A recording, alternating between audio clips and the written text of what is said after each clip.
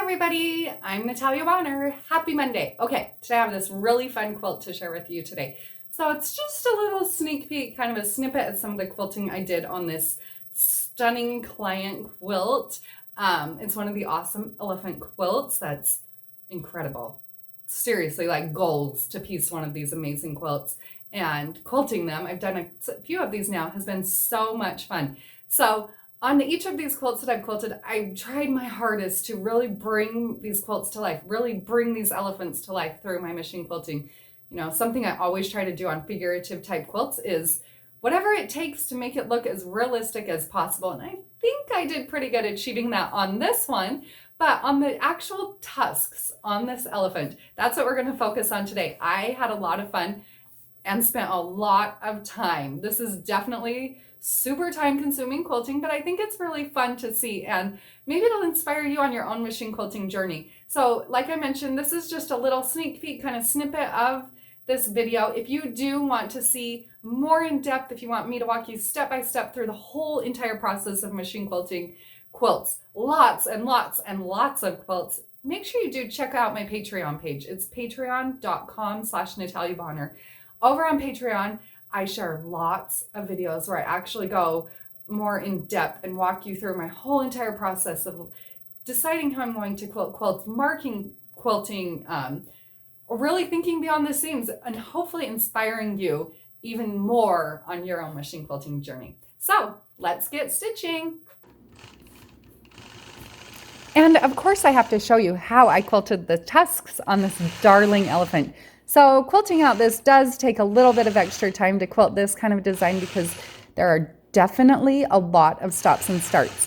But because the straight lines, like I mentioned, I used basically two styles in all of the gray. I kept straight lines really basic in all of the background. So to add a little bit of extra interest to the tusks and also to the elephant's toenails, I stitched this fun spiraling design. So each of these designs, the spacing of my line is 1/4 inch apart, so it's pretty close. But you can see here that I just start every single one of these little units based on the actual piecing and just spiral my way all the way into the center. So once I have one done, I'll stop, cut my threads, and move on to the next one. I know, I mentioned earlier, I try to do things that are time saving, but sometimes it's just worth the extra work to get the awesome results.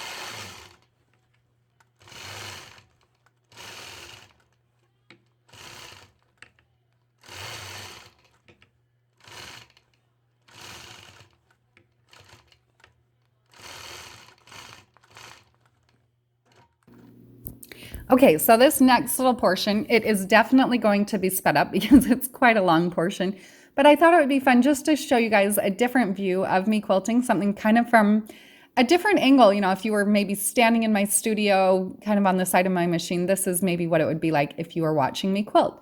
So I hope it kind of inspires you. You can see how I work my way across a quilt, working with multiple rulers.